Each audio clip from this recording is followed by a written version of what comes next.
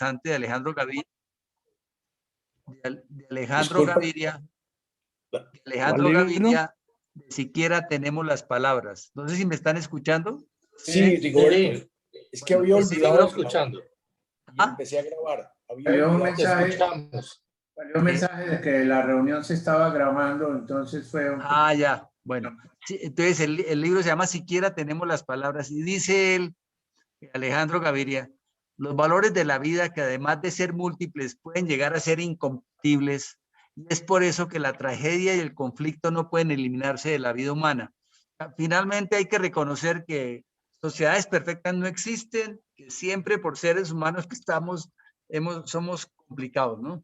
Deberíamos cuestionarnos más esas soluciones binarias, algo de lo que hablaba hace un rato, de bueno, malo, sano, corrupto. Hoy cuando estamos más cerca de partir que de permanecer por aquí, también hemos aprendido que antes de emitir un juicio simple, la parábola de la mujer infiel nos recuerda que ninguno de nosotros podríamos lanzarle la piedra. Hay aquí un ejemplo actual sobre las políticas ambientales, ejemplo del fracking. En esa lucha entre el bien y el mal, por ejemplo, no se hace referencia a los ingresos que el país deja de recibir a corto y mediano plazo y que son necesarios, entre otras cosas, para ayudar a los más necesitados. Hemos abonado el terreno para que el populismo se acomode y nos termine de hundir. ¿Qué tal si tomamos un tiempo para informarnos y profundizar sobre los temas? No reenviar mensajes de redes sociales y sin emitir juicios, sino para preguntarnos cómo ayudar a quienes no han tenido oportunidades y se preguntan, ¿por qué yo no tuve eso? El progreso es gradual, casi imperceptible. No hay soluciones ni mágicas ni totales, solo diques que orientan hacia un mejor estado. Tenemos las experiencias vividas, pero no podemos tener el atrevimiento de dictarle a las nuevas generaciones, que además tienen otras expectativas, cómo manejar su vida y cómo deben hacerlo. Ellos se deben estar cuestionando cómo es que nosotros les estamos entregando al mundo en este caos. Rodrigo García, el hijo de Gabriel García Márquez, que escribió su libro Gabo y Mercedes, una despedida, dice: el final de la vida nos muestra con esplendor y claridad la escala humana y eso nos hace humildes. No sé si estamos en un punto de inflexión o si hemos aprendido las lecciones. ¿Cómo entender que después de medio siglo de guerras internas y de estar matándonos entre nosotros, llega un proceso de paz imperfecto, pero al fin una forma de hacer una tregua? Estemos empeñados en buscar, para que no haya impunidad, debemos modificarlo. Borges dijo: desconocemos los designios del universo, pero sabemos que razonar con lucidez y obrar con justicia es ayudar a esos designios, que no nos serán revelados.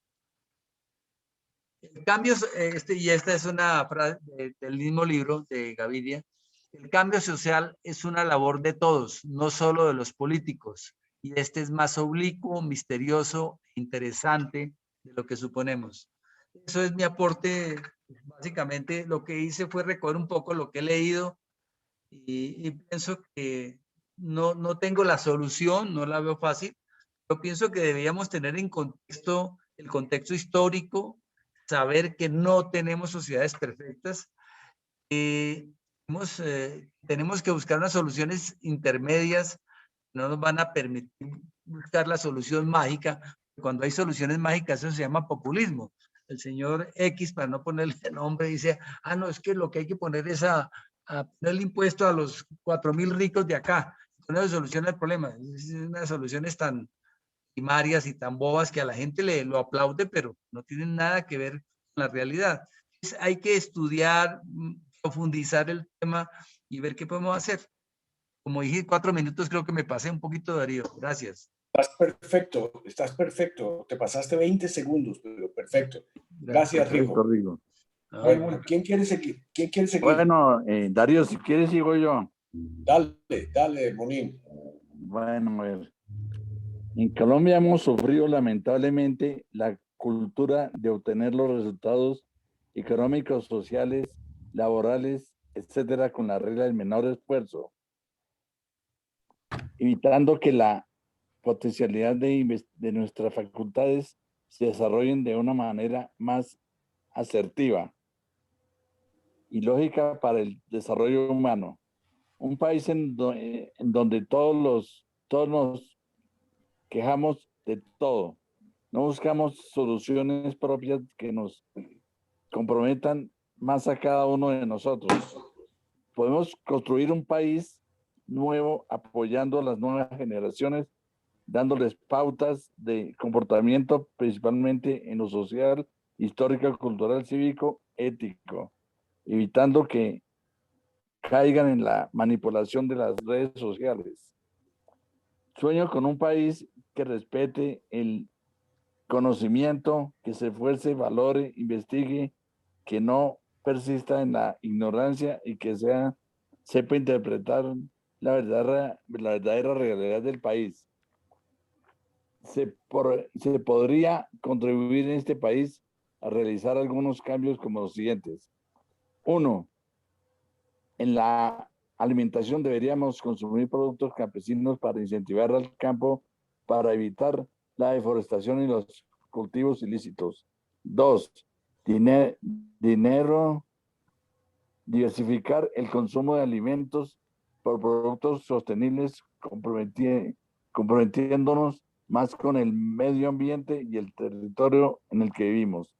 3. Cambiar los hábitos de consumo porque estamos en la era de conservación del planeta, evitando destruir la flora, fauna y los recursos hídricos propios para la preservación de nuestro medio ambiente. 4. No aceptar la corrupción ni el fraude, el cual consiste en apropiarse de dineros ajenos mediante contratos en el sector público y privado por ningún motivo. 5. Pasar por derecho del pasar del dicho al hecho y dejar de tener solo buenas intenciones. No nos quedemos callados. Si oímos algo en el entorno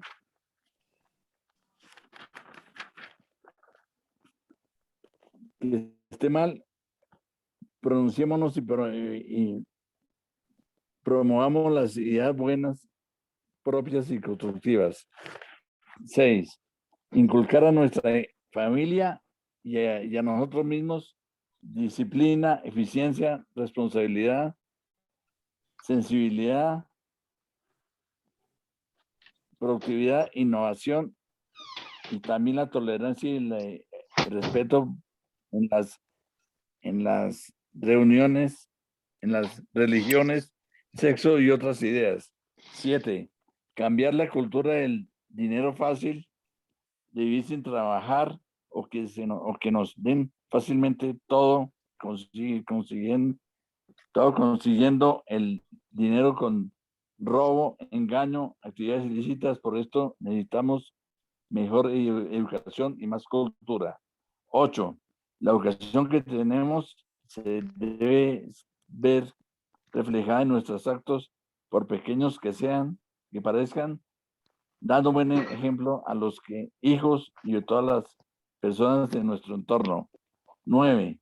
Debemos ayudar a toda persona que lo necesita y esté a nuestro alcance, aportando conocimientos en tecnología, civismo, nutrición, urbanidad, etcétera.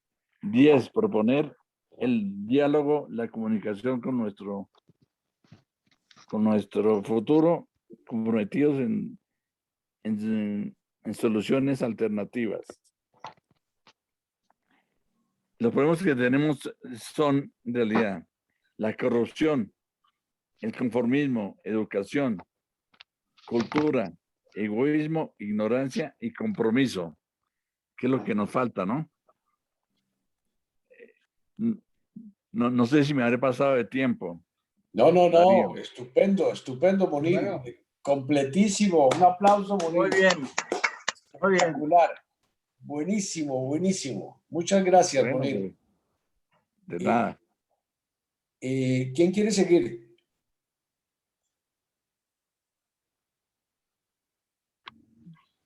Alfredo, tienes que poner tu micrófono. Sí, si quieres sigo yo. Dale. A ver, yo pensaba como en 6 ideas fundamentalmente que podrían responder a esa pregunta. La primera es que, y coincido con Rigo en eso, de que es muy importante informarse muy bien, estar muy bien informado de lo que está pasando, de la realidad, estar como muy antenado. Pero no solo informarse, sino informarse de una manera crítica, ¿no? Frente a lo que pasa en el país. Y sobre todo, pensar todo eso que sucede, de qué manera está afectando a las personas.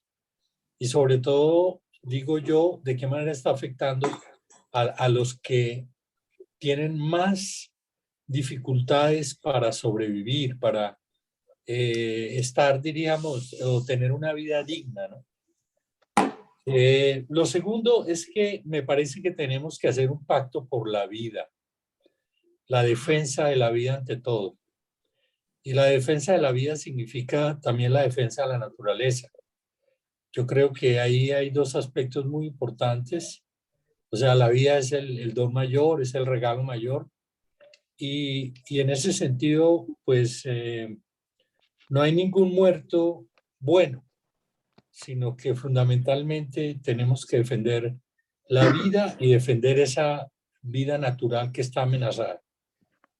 Un tercer elemento que me parece importante es que tenemos que hacer un reconocimiento de la diversidad y un reconocimiento de los demás. Somos diferentes, somos diversos, y eso supone una escucha de esa diversidad, del otro, de la otra, ¿sí?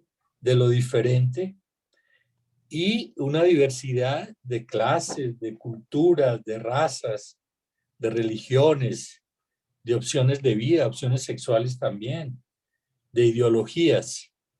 Y para eso, pues, supone ponerme como en la piel del otro también. Un cuarto punto que yo pienso que es fundamental y que tiene que ver con lo anterior es que es muy necesario saber dialogar y para eso saber escuchar. Nos cuesta muchísimo saber escuchar y saber dialogar. Les quería recomendar, esto es una propaganda. Hoy los jesuitas y la compañía y la provincia colombiana, todos los sábados, cada mes, tienen un evento que se llama Por el Espíritu, algo así.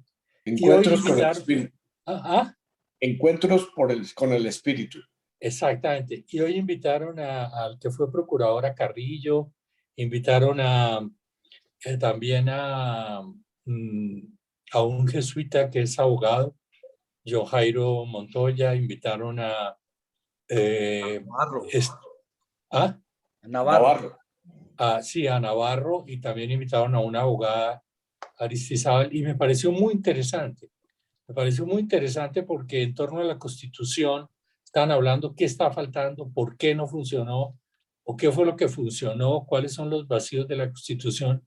Y una de las cosas que yo creo que yo saqué como conclusión de ese diálogo, que fue bien interesante, es que necesitamos abrir espacios de diálogo muy fuertes. O sea, tenemos que empezar a dialogar muchísimo para poder llegar a consensos, para poder concertar, tanto que una de las cosas que ellos decían era que el gran triunfo, diríamos, de la constituyente del 91 fue eso, la posibilidad de que entre muy diversos pudieran llegar a un consenso. Algunos tenían unas visiones, otros no, pero bueno, llegaron a un consenso. Y yo siento que nos falta muchísimo eso. Tenemos mucha dificultad de dialogar, y tenemos mucha dificultad de reconocer a los demás, y tenemos mucha dificultad de pensar que lo fundamental es poder llegar a esos consensos. Lo otro que y aparecía también hoy en ese diálogo sobre la constituyente es que es urgente apoyar políticas sociales. Es urgente que haya un esfuerzo muy grande por atender, diríamos, la realidad es más difícil que hay en este momento y que ahí se debería centrar como el foco de las políticas del Estado, de las políticas gubernamentales, temas de pobreza, en temas de empleo, en temas diríamos, de todo tipo de circunstancias que están produciendo problemas sociales muy serios. El tema de la salud, por ejemplo, el tema de la educación, todo eso creo que eso es fundamental. Políticas sociales y apoyarlas. Y lo último es como una pregunta, ¿no? Que nos podríamos hacer todos. Bueno, ¿y yo a qué me puedo unir? ¿A qué acciones me puedo unir? Yo creo que hay instituciones, hay entidades, hay grupos solidarios, hay grupos que están tratando de decir, este puede ser mi aporte.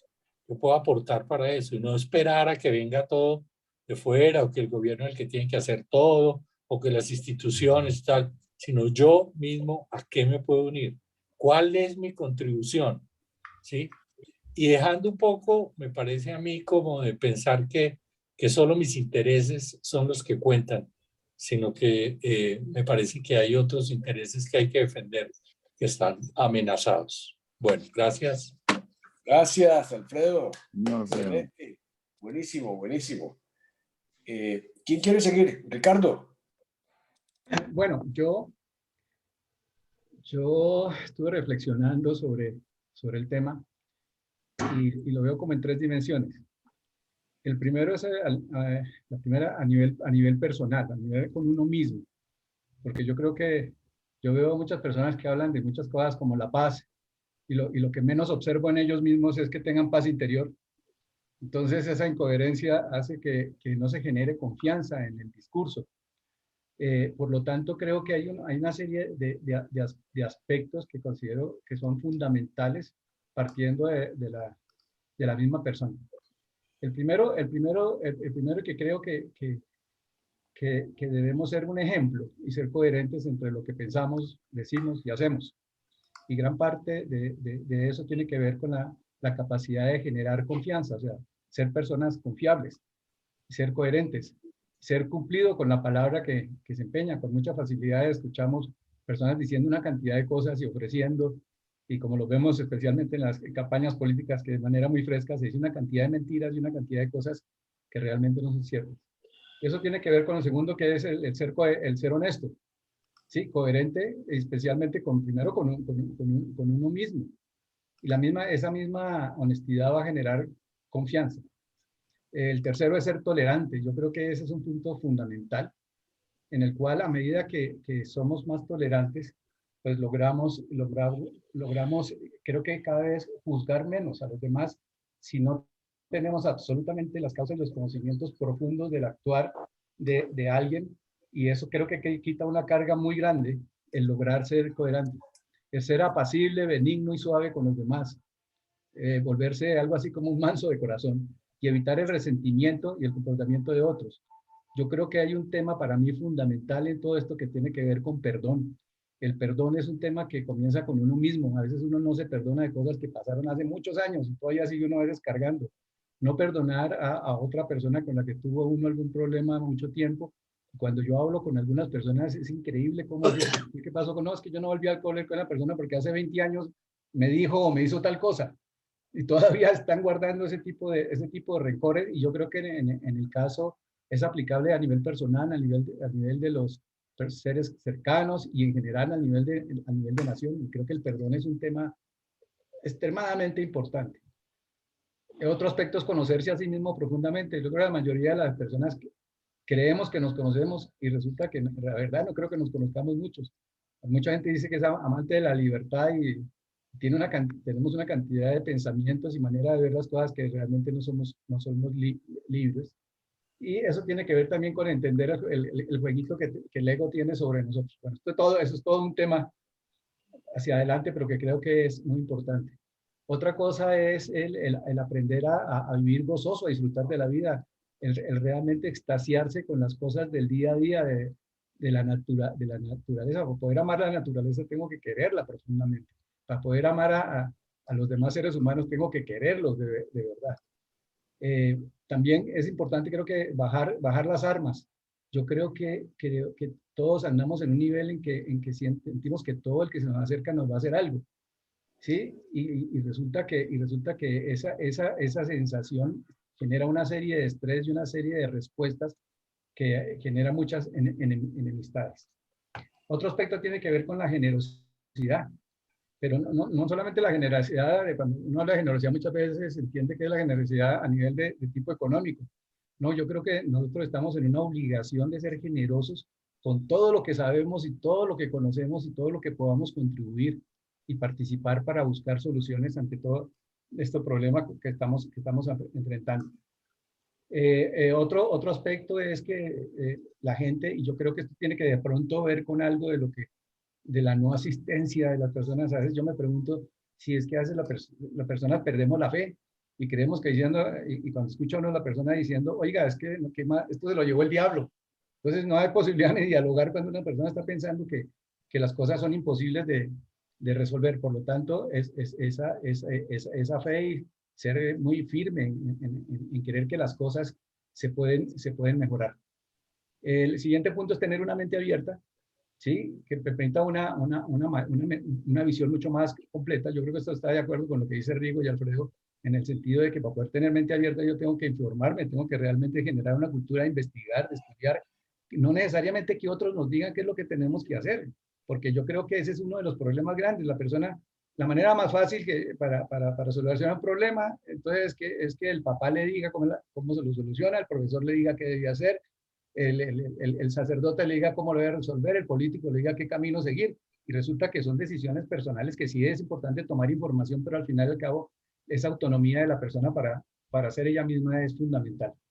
El siguiente punto que tengo es reforzando mucho lo que decía Alfredo ahora, el saberse comunicar, el escuchar, dialogar, el cuestionar los supuestos que nos presentaba Bernardo anteriormente, que me parece que es un tema tremendamente importante y vivimos como de manera automática, dando opiniones sin realmente conocer el entorno en el cual se genera. Y el otro aspecto a nivel personal es de aprender permanentemente, está relacionado con alguno, estar dispuesto a cambiar sus creencias, a cuestionarse, a distinguir entre la verdad relativa y la verdad absoluta. Muchas de las cosas que a veces hay personas que ponen la mano en el fuego de verdades que son muy relativas y no verdades absolutas, y sobre eso en ciertas condiciones o ciertos aspectos no son verdades como tal, y entonces se distorsiona el camino a seguir. Eso en cuanto a nivel personal, y que tiene que ver con las relaciones con las personas cercanas hasta donde uno puede llegar. Pero también estaba pensando en lo que mencionaba ahora Alfredo. Oiga, de verdad, ¿en qué tipo de organización, en qué tipo de grupo podemos realmente participar para que ese alcance de las cosas que podemos aportar puede llegar a un poco de personas más grandes y solamente a un círculo muy cerrado? Y por último, a nivel del Estado, hubo algo que a mí hace algún tiempo tuve la oportunidad de estuve en una charla que dictó un profesor de la Universidad Católica de Chile sobre el caso de Corea del Sur. Ustedes saben que Corea del Sur, después de la famosa guerra a comienzos de los años 50, ¿sí? Fue una guerra en que el ingreso per cápita de un coreano del sur, al terminar la guerra, era una tercera parte del ingreso per cápita del colombiano de esa época. Y actualmente vemos la diferencia entre Colombia y Corea del Sur es monstruosa. Y el tipo explicaba qué hicieron. Tomaron unas decisiones que fueron absolutamente fundamentales. Primero, quedaron en la ruina. Por lo tanto, tenían que trabajar no 8, sino 12 horas. Y por condiciones económicas menores a las que tenían antes. Segundo, decidieron, que fue una decisión clave, una visión de 30 años. En esa visión de 30 años definieron cómo se querían ver el país en ese tiempo y definieron qué iban a hacer para lograr eso. Una de las cosas que era encontrar a la gente muy buena a nivel técnico y lo iban a enviar becados a que fueran a Holanda a estudiar en Philips, que fueran a Japón a estudiar con Sony y nos trajeran toda la información para poder apoyar desde el punto de vista del gobierno y del Estado y de todas las entidades, todo lo que fuera necesario para convertir a Corea en una potencia en eso. Y por ejemplo, a nivel de televisores ya sabemos lo que pasó, ¿no? Entonces, son Samsung, LG, cogieron el mercado que cuando partieron absolutamente de cero. En los carros vemos en Hyundai, tienen la fábrica más grande de construcción de motores de barcos en este momento, etcétera, etcétera, etcétera, etcétera. Y una decisión estratégica clave fue que hasta no cumplir esa visión, ningún político del color que fuera no podía llegar a cambiar eso, sino que eso era absolutamente inamovible. Podía llegar a colaborar y aumentar e incrementar esas ideas, pero nadie podía llegar a cambiar de que las actividades y los objetivos y las metas que se ha fijado el país. Entonces vemos que aquí estamos en un país en que cada vez que hay cambio de presidente, cambian toda la cuadrilla, cambian las cosas y cada uno quiere mostrar algo, las cosas buenas dice que fueron malas, las cosas malas las vuelven, entre comillas, buenas, y resulta que eso es un terrible desgaste inmenso que hay. Yo que he estado en algunas cosas que en el sector salud, conociendo de cerca algo del tema, por ejemplo, las decisiones de tener un porcentaje muy alto de personas que trabajan en el sector salud contratadas por meses, subcontratadas a través de cooperativas y otra cosa por el estilo, fue una decisión nefasta que ha hecho que los gastos como tales sean muchísimo mayores de lo que pensaba originalmente y el nivel de compromiso con la gente. O sea, fue una decisión que aparentemente era desde el punto de vista económico, pero no tuvieron en cuenta a las personas en esas decisiones. Y vemos cómo muchas de las cosas se han destruido y muchos hospitales en este momento están en condiciones mucho peores de las que fueran antes y que trabajaban en cantidad para mejorar la calidad del servicio, entre otros. Por lo tanto, yo creo que si se lograra hacer un consenso en que cuáles son aquellos temas básicos en Colombia y se diseñaran unas estrategias, como por ejemplo para reducir la brecha económica entre los pocos y los muchos que tienen condiciones muy bajas de ingreso y otros temas pueden ser y deberían ser fundamentales y debe haber un acuerdo totalmente nacional y no solamente a nivel político, sino que todos los colegios, las universidades, todos los estamentos estuvieran alineados para que eso fuera un objetivo de una orquesta, en que todo el mundo toque en la misma nota y no sea algo de algún político que quiera mostrar algo o de alguna persona en particular, sino que sea una razón de construir un país con una visión clara y todo el mundo jalándole hacia el mismo lado. Gracias. Gracias, Ricardo. Excelente. Muchísimas gracias. Ricardo. Oiga, hicieron una tarea muy bien todos ustedes. Oiga, qué maravilla. ¿Quién quiere seguir? ¿Edmond, Bernardo o yo? Pues los que quieran. La verdad, yo no asistí a reunión anterior donde hubiera tarea, entonces no estoy así como muy preparado, pero de todo lo que he oído, obviamente uno no puede decirle no a nada de lo que se ha dicho. Pero de todas esas cosas tan buenas que hemos escuchado, lo único que no he escuchado es qué puedo hacer yo para contribuir. Ok. En mi caso personal, he tratado de luchar y ya vengo a algo que mencionó Rigo. He tratado de poder educar un poco a la gente sobre algo que puede ser muy importante para Colombia, como es la perforación alternativa, digamos, el fracking y esas cosas. Pues yo llevo unido a la industria petrolera desde el año 79, que estuve en mi primera perforación.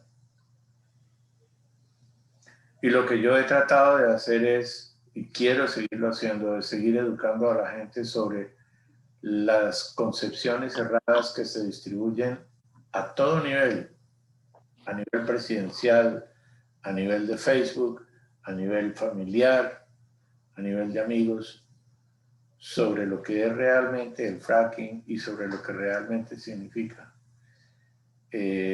Claro, mejor dicho, si hay fracking en Colombia, no solamente se va a acabar Colombia, sino se va a acabar el mundo, y eso es algo que yo he tratado demostrar cómo se pueden hacer las cosas bien cuando se quieren hacer bien. Y lo he visto porque la industria la he visto evolucionar desde la época en que vi botar lodo en las selvas del Ecuador en una compañía para la que estaba trabajando, hasta recientemente que vi cómo se benefició inclusive Alaska con la construcción del oleoducto en muchas partes, cómo se beneficiaron muchas poblaciones en Alaska y cómo inclusive en los mismos llanos orientales se hizo protección del medio ambiente y manejo ambiental para proteger recursos naturales. Entonces, no tengo mucho que hablar. Yo lo único que veo es que lo único que podría yo decir que podemos es decir, yo tengo algún conocimiento sobre esto y como sin ningún tipo de corrupción ni nada, sino simplemente mi deseo de que la gente entienda y se informe con algo real, fruto no solo de la experiencia, sino de los estudios realizados. Entonces, se han hablado de cosas muy bonitas y todo es muy loable, pero si bien ese es el estudio de los diagnósticos que hemos hecho, aquí yo pienso que lo importante es yo, Edmund Baruque, ¿qué puedo hacer para hacer que las cosas mejoren? Lo estoy haciendo, puedo declararle ante mis compañeros que lo estoy haciendo con honestidad. Pero como les digo, no estaba preparado para la tarea. Lo único que les puedo decir es que estoy tratando de compartir mi conocimiento con algo que es el fracking y el resto de la industria petrolera, que sí se puede hacer bien y que las compañías están comprometidas. Y yo siempre, en el tiempo en que trabajé en Colombia, le decía a las comunidades y le decía a la gente lo mismo que les voy a decir ahora. Para tener un desempeño ambiental sostenible se necesitan dos cosas. Una compañía comprometida con sus actividades con el medio ambiente y una autoridad fuerte y honesta. No se necesita más nada, porque las mismas comunidades se van a encargar de ver cómo las cosas mejoran. No Excelente. sé, 4 minutos, pero ese es mi... Excelente, Edmond. Excelente. ¿Qué tal que hubieras estado preparado? Está excelente, excelente. Muchas gracias. Doctor Bernardo. Bueno, pues Su Excelencia, mira, yo he meditado mucho esto por muchos años, pero hoy solamente quisiera decir algunas cosas pequeñas.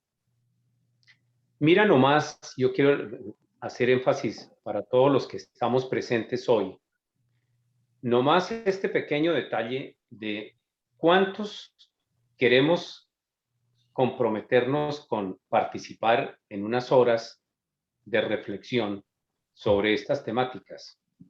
Yo creo que muchos de los compañeros del curso, pues seguro que tienen intereses de participar en cosas como esta, pero probablemente se les cruza por alguna razón y no han podido. Digamos esa manera elegante de disculparlos. Pero detrás de todo ello, yo quiero señalar un pequeño punto, sin acusar a nadie. La falta de compromiso que hay con llevar adelante una tarea que es de enorme importancia, como es esto de estar pensando en qué proyecto de país queremos nosotros para Colombia, qué proyecto de sociedad, qué tipo de desarrollo es el que nosotros queremos, hacia dónde quisiéramos marchar.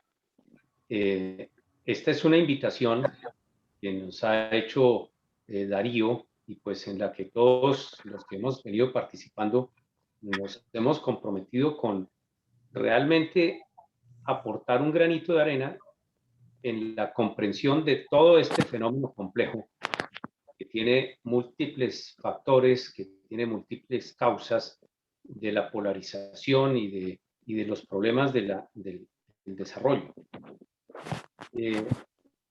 Sino más en un grupo como el nuestro, que somos pocos, puede decirse que hay un interés o un compromiso pequeño, pues ¿cómo va uno a invitar a un país entero de 40 millones de personas, de 50 millones de personas, para que se comprometan con una acción?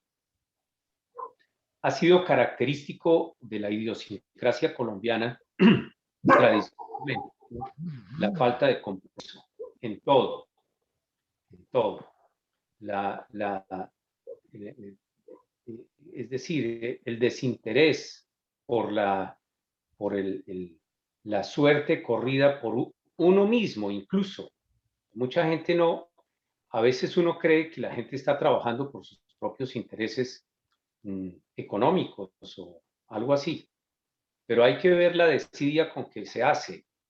Hay mucha gente que trabaja en Colombia con mucho esfuerzo, eso no hay duda, pero al mismo tiempo somos una sociedad que hemos desarrollado unos vicios que son las acciones opuestas a las virtudes, y la virtud de estar comprometido creo que no es la virtud más sobresaliente del promedio colombiano. Entonces, nomás ahí hay una pequeña muestra. ¿Qué puedo yo hacer por mi país? Esta pregunta yo se la he hecho a estudiantes míos a lo largo de años, de 50 años ya de estar dictando clases. Y es una pregunta que para muchos cae en el vacío, porque la formación que hemos venido teniendo desde hace muchos años es de que eso no me importa a mí nada. ¿Qué me importa el país? ¿Qué me importa las instituciones? ¿Qué me importan las políticas de Estado? No hay esa conciencia social. La conciencia social no es simplemente la sensibilidad para los que están en situaciones más vulnerables, que eso pues hay que tener una mínima sensibilidad. No, un compromiso de esfuerzo, de lucha, de trabajo por un ideal que le exige a uno sacrificios.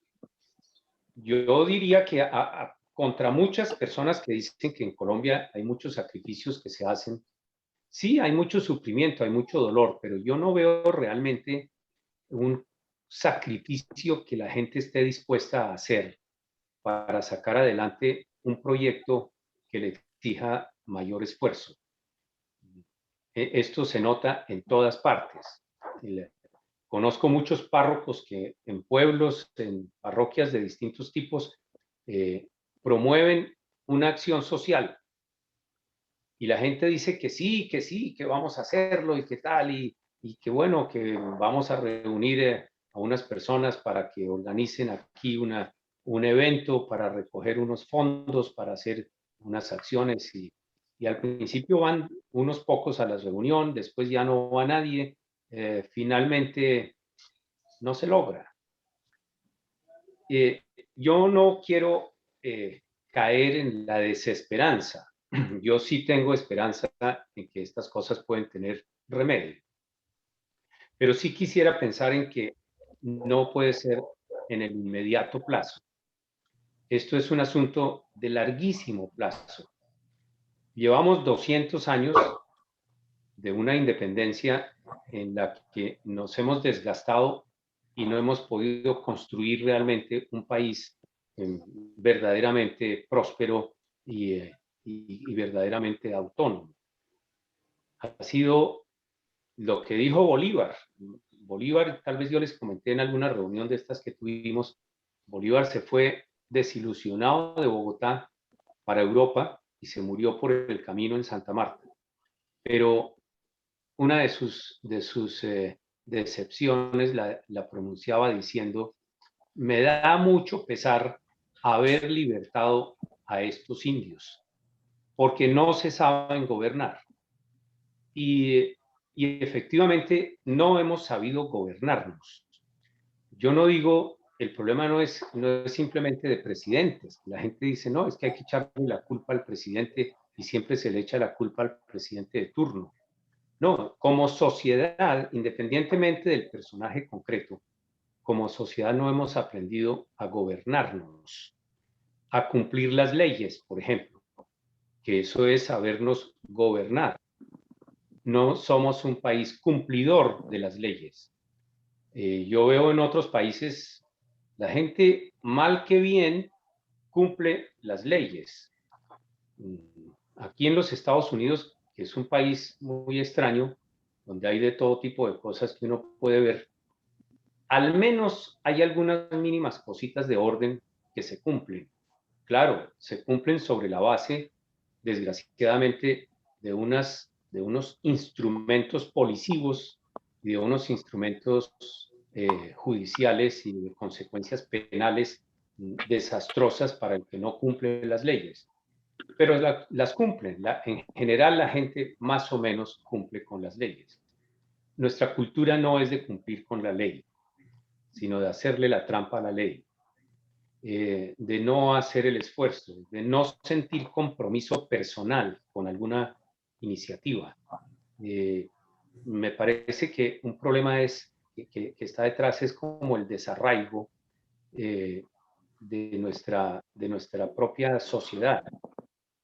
El concepto de patria no lo tenemos, en el sentido de que la gente piensa la patria no como un ideal allá, ¿no? Es todo lo que ha construido nuestra sociedad a través de siglos, nuestros papás, nuestros abuelitos, todas las generaciones anteriores, y lo que esperamos que nuestros hijos hereden y sigan construyendo. No hemos desarrollado ese sentido de pertenencia a una comunidad con compromiso. Alguien me decía una vez una cosa un poco discutible, todo esto es discutible, pero me decía alguna vez alguien, lo que pasa es que ustedes no han tenido una guerra. Y lo que han tenido en todas estas cosas de las guerrillas y de todas esas rencillas que ha habido, lo llaman los expertos en temas bélicos internacionales como un conflicto de baja intensidad, que deja mucho dolor, deja muertos, todo eso, pero no es una guerra total. Países, esto me lo decía un polaco, me decía, países como ellos, como Polonia, como Alemania, como Francia, como todos los países europeos que han tenido tantas guerras que son guerras totales, guerras de devastación total de un país, saben la tragedia que es la guerra. Y por eso están empeñados en que no se repita. Ustedes tal vez se acuerdan de Hobbes. Hobbes decía que el estado natural del hombre era la guerra y que por eso tenía que haber un pacto de paz para poder progresar, pero que la paz no era sino simplemente el periodo durante el cual la sociedad se preparaba para la próxima guerra. Bueno, una situación difícil, pero efectivamente nosotros nunca hemos tenido una guerra total donde todo el país ha sido destruido, devastado, la economía reducida a cero, miles de muertos, bueno, una desgracia espeluznante, que Dios nos libre de que alguna vez esto llegara a ocurrir en nuestros países. Entonces no estamos educados para la lucha de dar la vida por nuestro país. Yo, hablando con este polaco, me acordaba de una cosa que me contaba mi papá cuando él estudiaba en el seminario en Tunja. Estalló la Guerra Mundial, la Segunda. Los padres que dirigían el seminario eran franceses. Les tocó irse para Francia y llamados por su país a incorporarse a la guerra. Y las personas que trabajaban en Tunja, en la escuela normal de Tunja, que eran alemanes, les tocó irse para Alemania, convocados por su país a incorporarse a la guerra. Yo pienso, los colombianos que estamos en los Estados Unidos, ¿cuándo, si Colombia tuviera una situación de guerra y Colombia convocara a todos sus nacionales de cualquier lugar del mundo donde estén a volver a su país para incorporarse a la guerra, ¿cuántos volverían? En el fondo, no tenemos compromiso de dar la vida por nuestro país. Y sin eso, pues es que no tenemos compromiso para ninguna otra cosa. Yo pienso que un camino es la educación, pero no la educación de dar clases en un colegio, no, la educación de ponerles televisores en las escuelas.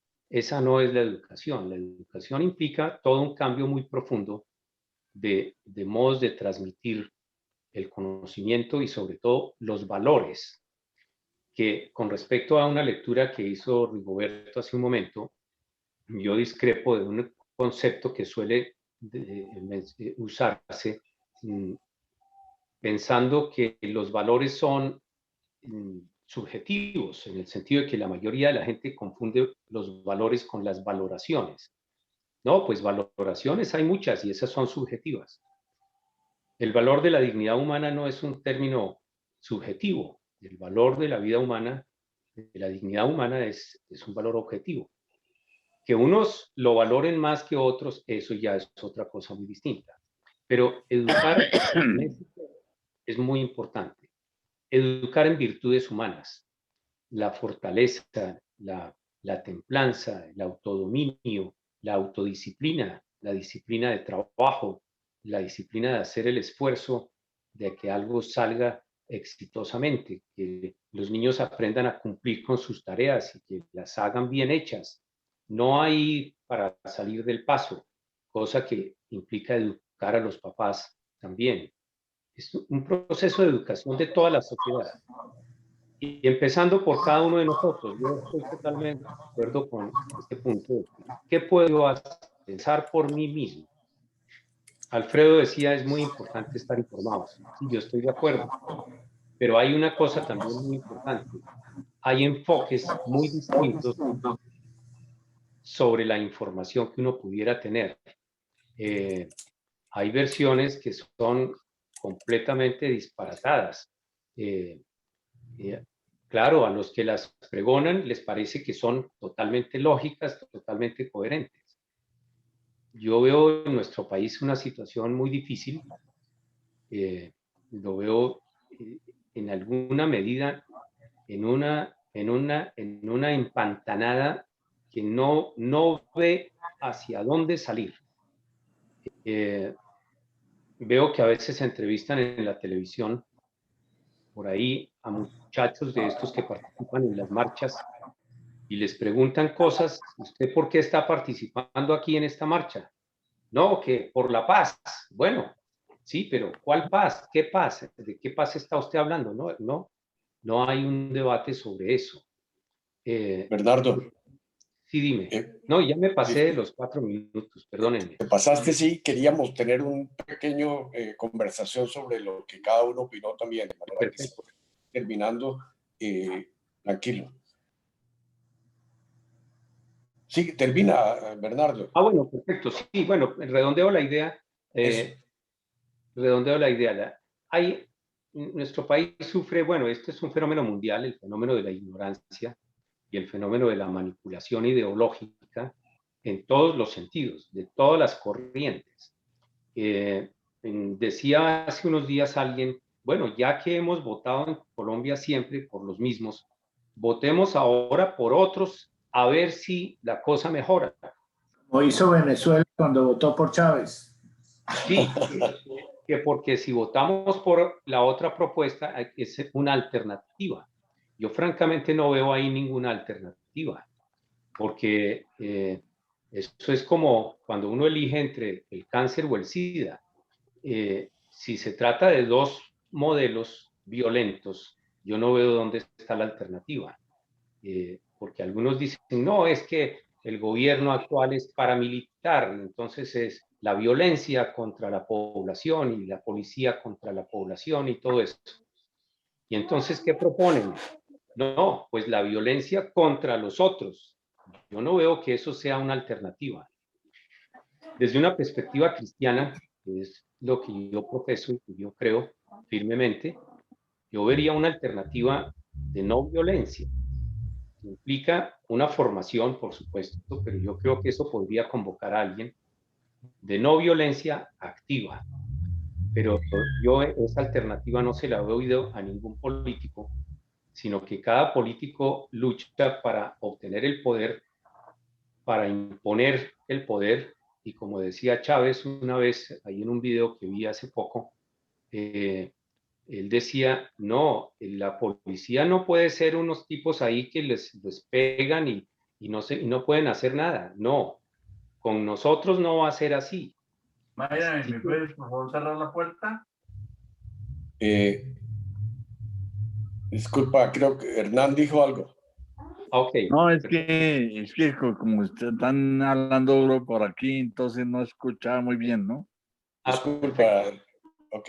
No, perfecto. Eh, Entonces, que la fuerza no la pueden usar unos, pero otros sí. No, ese debate sobre el uso de la fuerza es un debate que hay que dar y que hay que aclarar. ¿Cuándo hay legitimidad y cuándo no?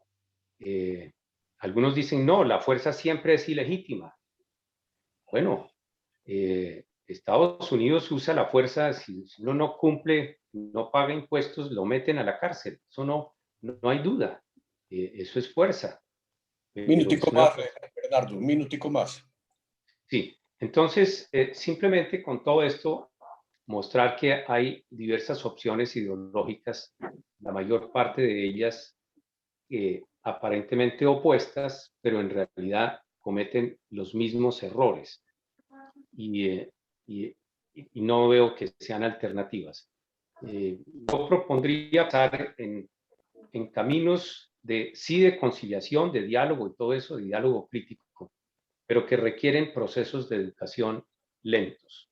Yo veo la solución de estos problemas a muy largo plazo, no a 50 años, ni a 100, y quizá a 200 tampoco, probablemente a 500 años de distancia, porque son procesos históricos largos que se han incubado por cientos de años que no se pueden remediar de la noche a la mañana.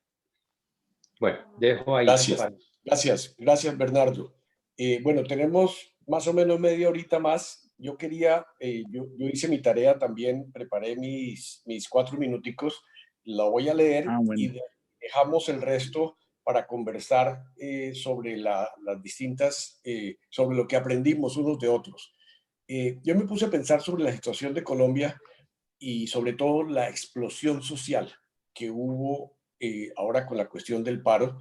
Y mi percepción, y es mi punto de vista, es que se juntaron muchas cosas. Un momento social y económico coincidió con la reforma tributaria, la pandemia nos había tenido encerrados, había crisis anteriores de falta de empleo, de oportunidades de educación, el cansancio de la gente por una crisis política de gobernabilidad con una campaña electoral que viene, los jóvenes también sin empleo, sin educación, viendo una crisis de valores de los mayores eh, en los políticos, en los gobiernos, en la misma clase dirigente, una cultura, narcocultura, yo diría, donde vale todo.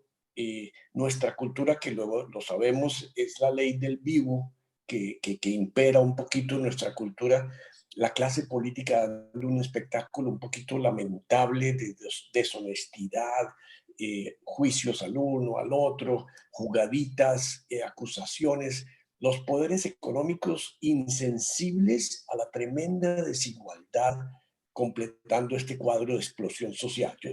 Para mí me puse a pensar qué explotó y para mí fueron todos estos factores y además en una época de una polarización brutal venida a través de las redes sociales, de la prensa, la gente cogiendo noticias por aquí, por allá, mandando profesionales, mandando mensajes verdaderos, otros falsos, promoviendo, manipulando a la gente, se creó un caos y una cierta paralización económica y social. Por el lado social, se veía una cuestión de un compromiso del gobierno muy tibio con la paz que se proyectó, que se programó, que se firmó. Unos decían en la mitad, otros decían no, pues es que violaron el plebiscito. Todo esto, empiezo yo a pensar que todos nosotros, jóvenes o viejos, somos víctimas de esa manipulación y de una dramatización emocional de las informaciones y de los intereses que a veces son hasta políticos de los poderes de siempre. Y mi pregunta va a lo que preguntábamos algunos de ustedes. ¿Qué puedo hacer yo desde mi refugio, desde donde vivo, dada mi edad, mi capacidad de influir en mi círculo de amigos, de conocidos, de familia? Y me respondí, pienso que debo utilizar mis talentos en aglutinar en vez de ayudar a separar. Eh, mi primera cuestión fue, yo tengo capacidad de aglutinar, lo he hecho durante toda mi vida, cuando era jesuita, cuando era profesional, y empecé a decir, bueno, ¿cómo aglutino? Primero, empezar, dejar de atacar a quienes piensan diferente, sino tratar de escuchar qué es lo que dicen, tratar de entender por qué están diciendo eso que dijeron. Un compañero mío que perdió todo su dinero en Venezuela, que lo que tenía ahorrado se quebró. Ese tipo es uribista a morir.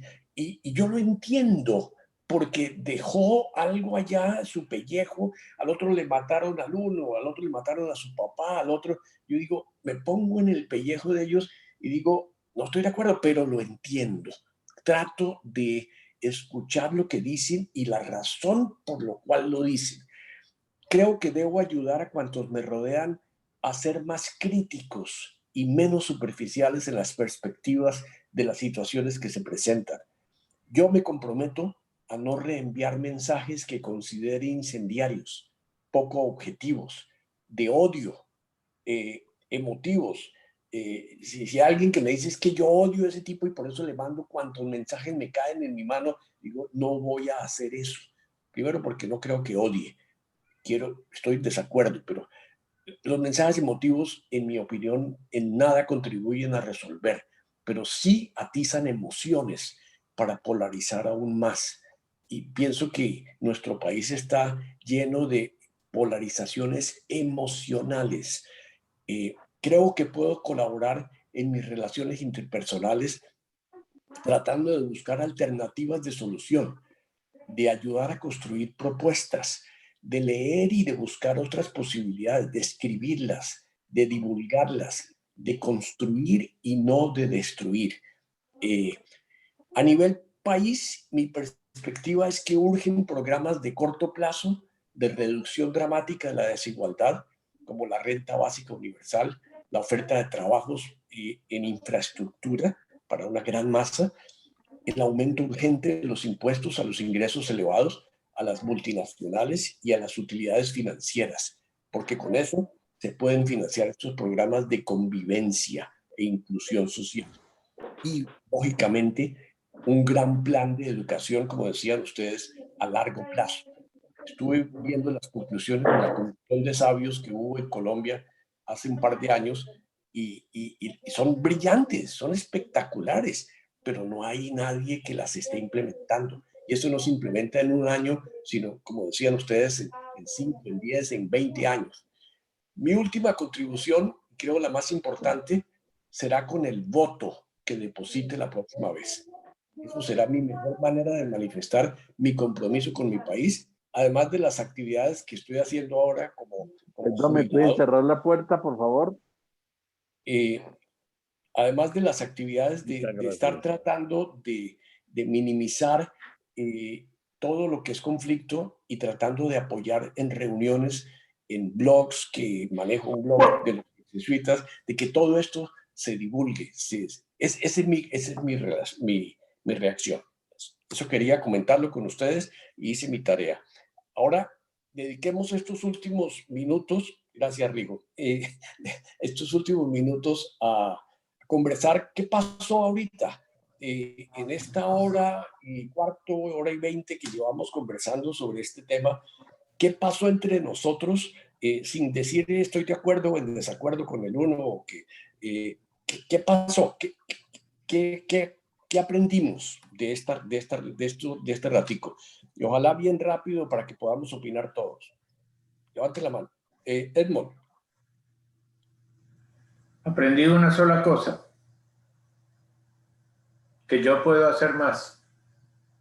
Exacto. Ok.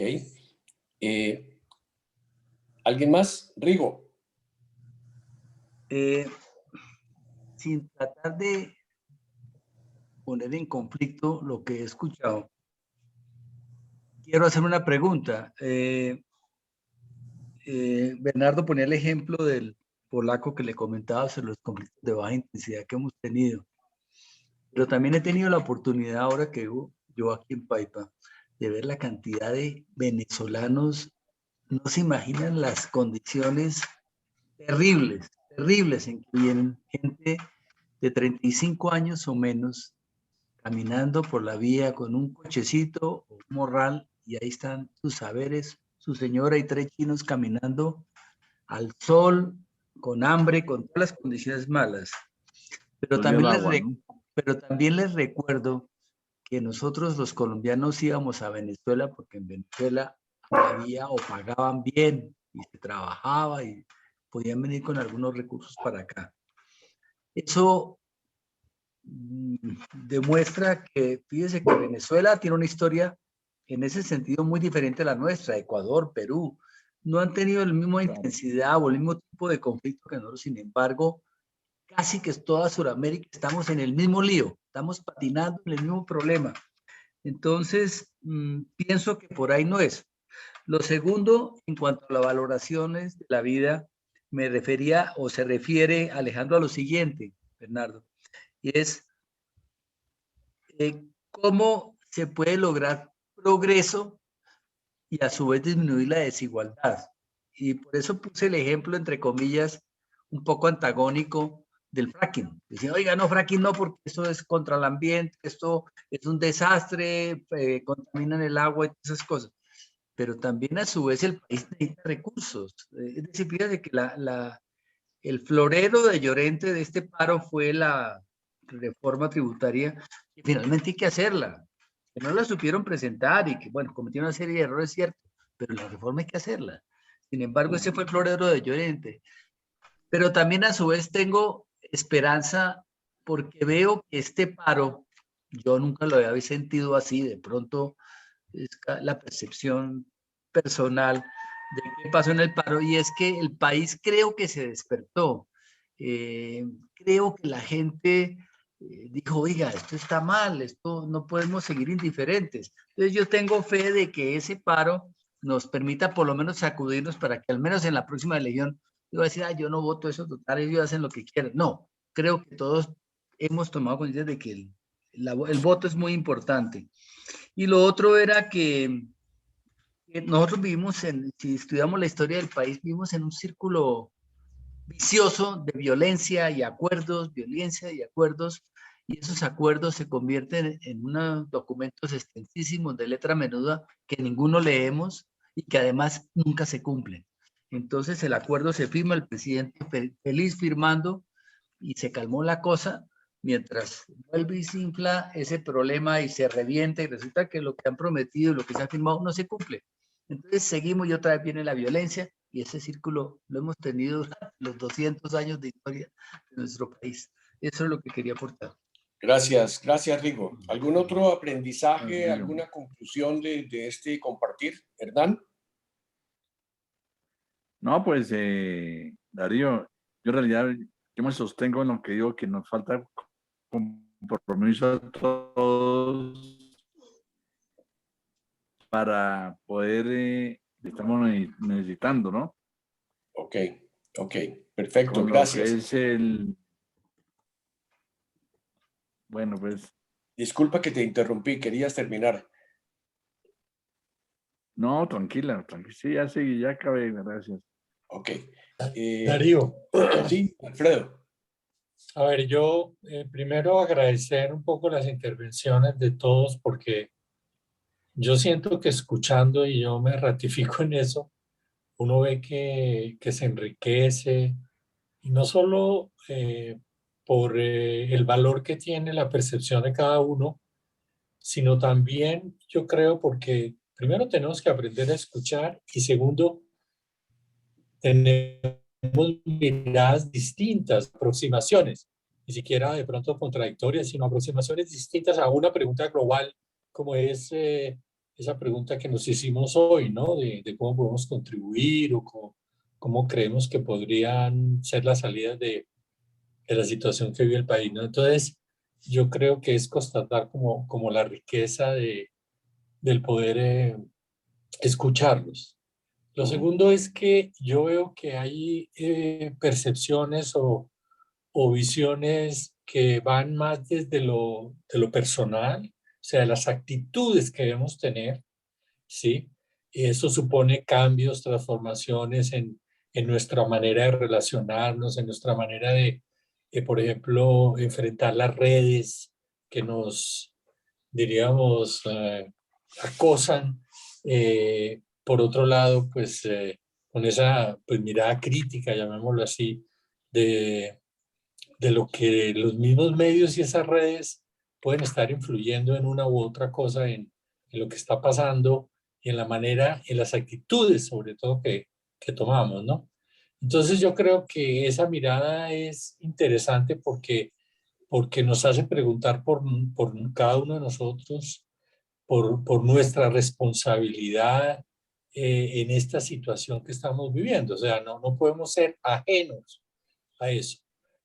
Y lo otro que yo creo que es muy importante, y ahí es donde de pronto no sé si nos encontramos o tenemos diferentes maneras de pensar y de eh, como imaginar por dónde podrían ser las salidas o lo que está, o análisis y lecturas que estamos haciendo de lo que está pasando, es que yo creo que tenemos que hacer apuestas, apuestas políticas y en el buen sentido.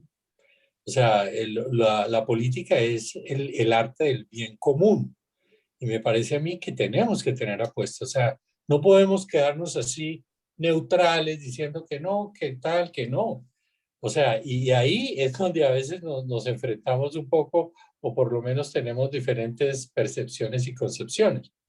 Y eso pues es natural, pero tenemos que hacer apuestas, apuestas políticas. Algunos de ustedes hablaban, por ejemplo, de lo que van a ser las próximas elecciones. Hoy se critica terriblemente al Congreso, ¿sí?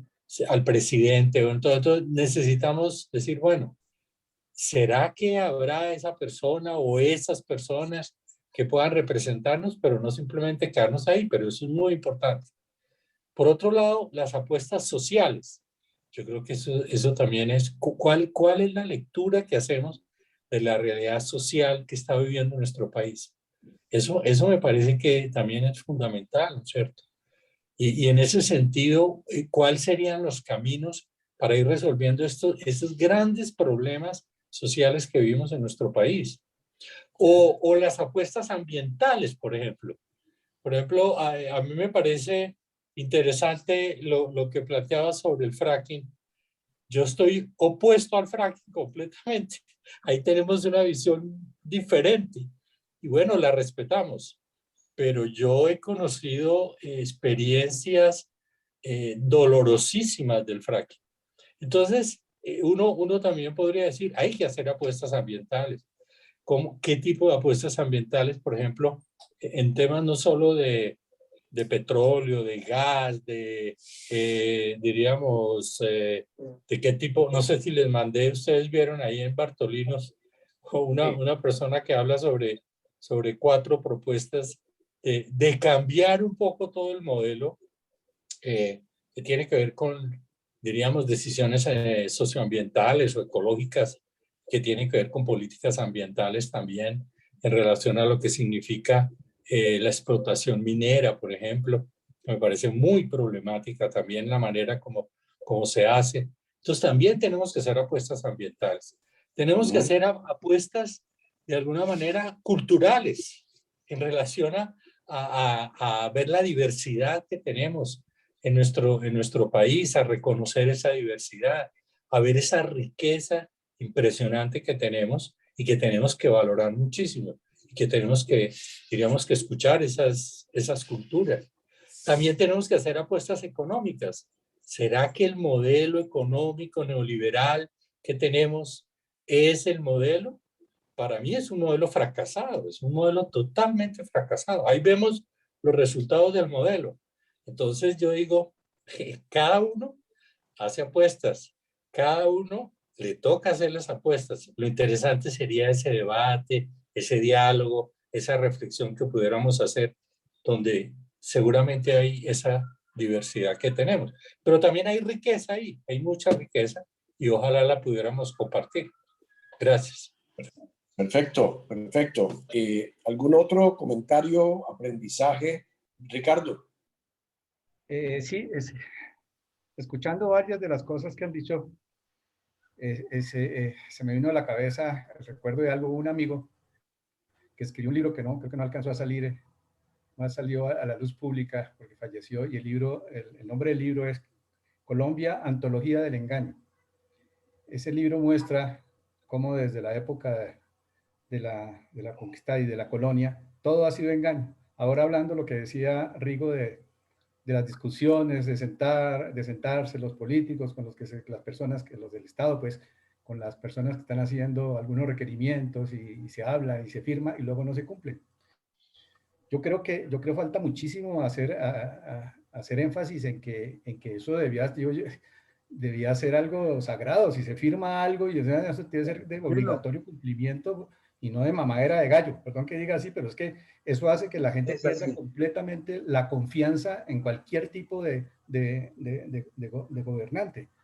Entonces, así como las soluciones así se ven a largo plazo en algunas cosas, como dice Bernardo, y creo que en algunas cosas sí es así, eso es definitivamente de largo plazo, también los problemas vienen desde hace mucho tiempo. Y cuando uno ve algún reclamo de alguien que le quitaron la pedazo de tierra a un indígena, se metió en una finca en el Cauca o en el Valle de un súper terrateniente, y comienza uno a mirar la historia y ve que esa tierra era tradicionalmente de ellos, y no un buen día, este señor, y lo puedo decir con nombres propios, este señor Caicedo, amigo de un virrey, y uno lo encuentra ahí cuando uno visita la finca de Cañas Gordas, ahí en el sur de Cali, encuentra que el virrey, por decreto, le da la tierra que entre esta montaña y ese río, todo lo que encuentre es suyo, incluyendo los indígenas, incluyendo lo otro, y esta persona se apropia de esa tierra de esa manera, y 500 años después, cuando hay un pedacito de tierra, hay tremendo escándalo de algo que se ha hecho. O sea, yo creo que la causa-efecto, y la ley de la causa-efecto, creo muchísimo en ella. Total, es una ley universal. Si uno mira la ley que uno aprende en física, que es absolutamente demostrable, que dice que todo cuerpo sumergido en el agua sufre un empuje hacia arriba igual al peso del volumen del agua desalojada. Si yo lo digo en alguna charla, le digo, ¿usted duda de esa? Sí, pues sí puede ser cierto, ¿no? Pues párese y déle un puño a la pared a ver cómo la pared cómo le responde. Entonces, en la parte humana existe una elasticidad en esa ley. ¿Qué quiere decir? Que cuando una persona hace mal algo, o le hace mal a alguien, pues posiblemente la respuesta no sea hasta tarde, mañana, ni pasado mañana, en un mes, ni un año, sino puede ser 5, 10, 15 o más años. Entonces, si entendiéramos esa ley profundamente de causa-efecto, y en la educación se partiera del principio de todo lo que usted haga malo, es una cuenta por cobrar que más adelante le va a llegar. Y todo lo que haga bueno es una cuenta por pagar que más adelante le va a llegar. O sea, que pilas con eso y entienda que eso debe ser así. Segundo, veo como eso ha sido un engaño y la mentira es lo que campea y no pasa nada. Yo propondría que a cualquier persona, cualquier cargo de público, empezando entre más arriba, sea sometido al polígrafo, como se someten las personas en las empresas, como van a entrar, a ver si el 1 por 1000 o el 1 por 10.000 logran clasificar para poder entrar al Congreso, la alcaldía, al ministerio, a la presidencia de la República. Y creo nos quedamos sin gobierno. No, pues que tenemos que estar buscando, o sea, usted ve que en el Japón una persona que incumplió un principio y entre más alto sea el cargo, la persona se hace el harakiri, ella misma. ¿Por qué razón? Porque pues siente que le falló algo al pueblo, y eso le está fallando a mucha gente. Es lo mismo que si alguien daña la silla de un parque, ¿sí? Le está haciendo un mal a muchísima gente. Le puede dañar la silla a una casa, pues sí le dañó a esa persona a la casa, y bueno, es un problema. Pero cuando le daña la silla, que es de todo el mundo, debería ser muchísimo más grave, porque es la silla que hace de uso 1.000, 1.500, 2.000 personas. Por eso la cultura, cuando hablan de cultura, a veces dicen, no, la gente habla de la cultura y piensa en la música, en el baile. Bueno, yo como músico no me gusta mucho, no me gusta la música, ni mucho menos. Pero pero a mí la parte más importante de la cultura es el comportamiento de las personas con respecto a los demás. el respeto de las cosas de los demás, el respeto del espacio público, el respeto de no botar basura, el respeto de hablarle bien a otra persona con todo el respeto que merece, no importa el título que tenga o que tenga más cartones que un tugurio o lo que sea, sino que ese respeto se evidencie, esa cultura sea el pan de cada día, que cuando hay escasez de algo, yo no acaparo ese algo para mí porque sé que los otros tienen derecho a eso también. O sea, es una manera de pensar que genere confianza en los demás. ¿Qué confianza genera una persona que acapara a todos los demás y los demás se friegan? Pues a la próxima se la cobran, o se la cobran a los hijos, o se la cobran a los nietos. Es que entender eso debía ser el factor principal, de que cada causa tiene su efecto y nada se deja por cobrar y nada se deja por pagar. Y que esa sea la ley fundamental universal que se aplique para todos los seres humanos, y en nuestro medio sí que sería importante eso. Gracias. Bueno, nos quedan 5 minuticos para terminar la hora. Yo quería redondear un poquitico y Bernardo nos va a hablar en unos minutos. El objetivo era que nos escucháramos, que compartiéramos nuestra percepción, nuestro compromiso personal. Creo que hemos aprendido todos, entre todos. Algunos hicieron su tarea muy bien hechecita, otros no tanto, pero bueno, compartimos todos nuestra percepción. Creo que tenemos posibilidad de aprender entre todos y yo creo que si nos organizamos bien, estas reuniones pueden tener una gran influencia. Pero el mensaje que yo quisiera que quedara hoy es que tenemos distintas perspectivas, distintas opiniones, pero si no pensamos a nivel global, a nivel de los demás, y no solamente en Colombia, es decir, yo no veo la solución solamente a nivel Colombia, ni a nivel región, ni a nivel Latinoamérica, lo veo a nivel mundial. Miren ahí lo que pasó en Alemania ayer y antier. Es decir, el problema del ambiental nos toca a todos. El problema económico nos toca a todos. El problema social de respeto a la diversidad nos toca a todos. En todos los países, los que vivimos en Estados Unidos lo vemos a diario.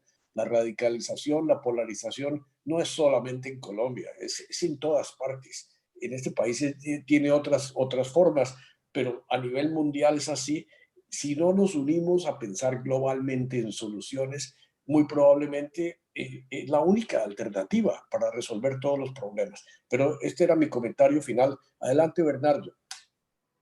Bueno, ¿qué hemos aprendido? ¿Yo qué he aprendido? Mira, no te imaginas cuánto he aprendido yo en todas estas conversaciones con este grupo maravilloso, oyéndonos mutuamente, no solamente hoy, a lo largo de todo el tiempo que hemos compartido, desde las primeras charlas que hizo Ricardo y que Juan Pablo, ahí hemos aprendido mucho. Yo aprendo cantidades. Sí, insisto en que me llama mucho la atención este fenómeno de cómo convocados tantos, perseveramos muy poquitos en este tipo de conversación.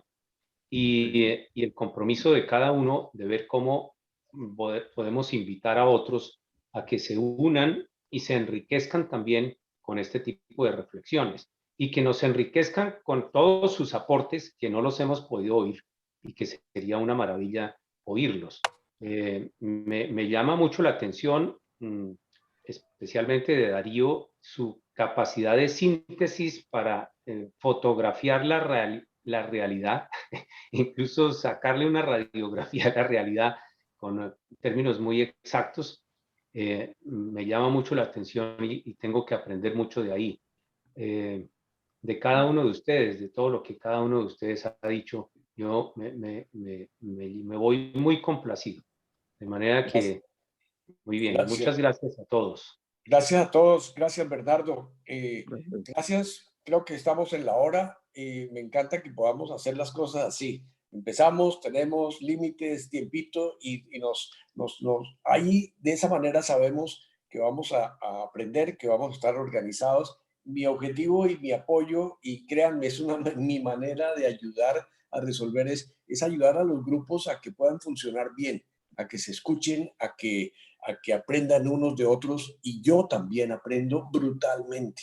Y ahora que todos estamos ya bastante pasados en años, lo que se aprende de la madurez de cada uno de ustedes y de nosotros es impresionante. Entonces, creo que es la mejor manera de cosechar todo lo que se ha sembrado cada uno en su propio mundo. Muy buenas Oye, noches. Darío, Sí, señor. entonces sería para el 2 de octubre. Para el 2 de octubre vamos a hacer la próxima sesión, pero antes vamos a hacer una encuestica. Le voy a mandar a Rigo la lista para que él distribuya y que hagamos una encuesta informal. Yo voy a tratar de hacer una formal, pero prefiero que hagamos informal primero y de ahí sacamos conclusiones antes de la reunión del 2. Me dicen cuándo quieren y con muchísimo gusto mi Zoom está disponible. ¿Y con qué tema, Darío?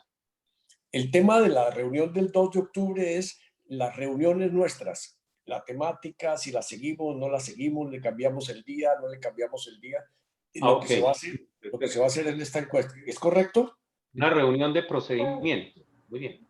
Darío, ¿cuándo es que viajas? Yo viajo ahorita al final, pero es aquí internamente en Estados Unidos, pero después me voy el 17 de agosto, ya un mes y medio, hasta final de septiembre. Voy a estar en París haciéndole, pregunto porque Dime. creo que sería bueno planear una reunión con las conclusiones de la investigación que hagamos. Por eso, Darío, quería saber, tú dices que viajas el 17, perdón, agosto. 17 de agosto, sí. No sé qué tan fácil les quede a todos el 14, que de aposta es un sábado víspera de puente, pudiéramos reunirnos acá como para sacar o establecer estrategias para lograr que venga más gente a la reunión, basado en las encuestas que cada uno, o en la conversación, más que la encuesta, la conversación que vamos a tener con cada uno de los compañeros, decir, mire, lo que pasó fue que escogimos mal el día, o es que el tema no les interesa, o finalmente no quieren participar. ¿Para qué? Para ir avanzando y que el 2 de octubre ya decimos, mire, ¿qué vamos a hacer? Es esto. Perfecto. Entonces, reunión preparatoria el 14 de agosto a la misma hora. A la misma hora. La programo y después para el 2 de octubre, a ver, ya con las conclusiones. Perfecto. ¿Vas a estar en París, Darío? Voy a París desde agosto. Mi hijo menor va a hacer una maestría en París y nos arrendaban un apartamento desde agosto. Él va a estar solamente en octubre, entonces no se podía dejar ese apartamento solo allá. Entonces decidimos con mi... ¿Cuántos cabemos? ¿Cuántos cabemos en el apartamento? Podríamos hacer la reunión allá en París. ¿Qué tal? Sí, claro, claro. Mándanos la dirección, allá caemos el 12 de agosto. Con el mayor gusto, me encantaría. Muchas gracias. Por ahora arranquemos en Paipa. Invitados de nuevo.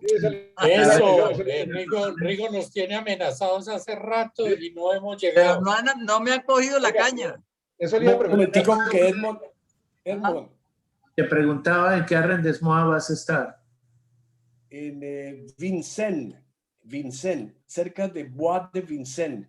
Eso es en la parte, a la salida del centro de París hay unos bosques que se llaman Bois de Vincennes. Bosques de Vincennes. Donde vive la Mademoiselle de París.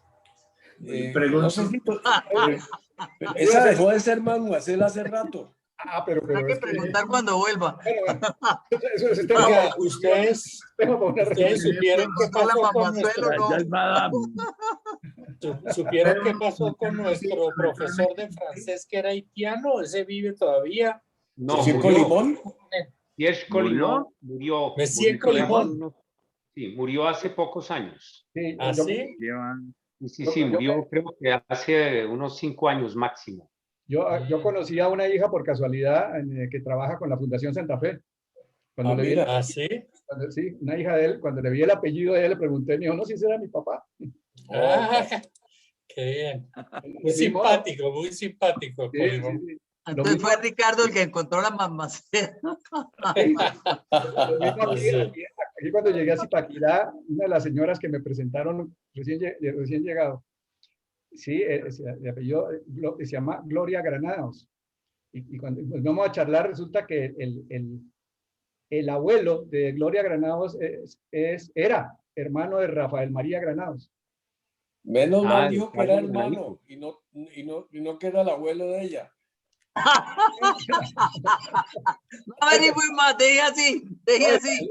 El papá de ella también se llamaba Rafael Granados y le pusieron eso en honor al tío. Al tío, claro. Era Rafael Granaditos. María. Esa es la profesora que yo tengo aquí en Ay, Zipaquirá. Granaditos, sí. ¿A ustedes les dio clase Granaditos o no? Claro, claro. Yo también. Nos tocó desaprender. Desaprender, también, cierto, sí, a hay todos que nos dio. reconocerlo. Sí, cierto. Pero mire, yo les pregunto a ustedes, cuando había misa en el colegio y había confesiones, ¿quién era el que tenía más cola para confesiones? Granaditos. Y ustedes saben por Porque no oía nada, porque estaba No sordo. oía nada. ¿Sí? Y las penitencias eran suavecitas. Eran muy No Y uno- obstante, lo grave del pecado daba la bendición, entonces. No importa. Además, para todos los pecados sexuales, él decía, tómese un limoncito en ayunas y esa vaina se le quita. ¿Usted lo practicó? ¿Usted lo practicó? Desde luego, desde eso soy estéril. Sí, le dura 24 horas la dosis. Pero que pasa es que- Granaditos era un personaje. Lo que pasa es que el limoncito servía era para que se le quitara la cara de satisfacción.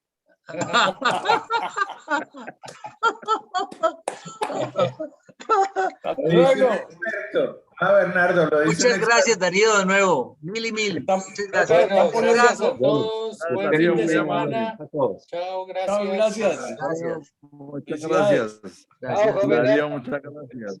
Chao, chao. Chao. Chao, chao.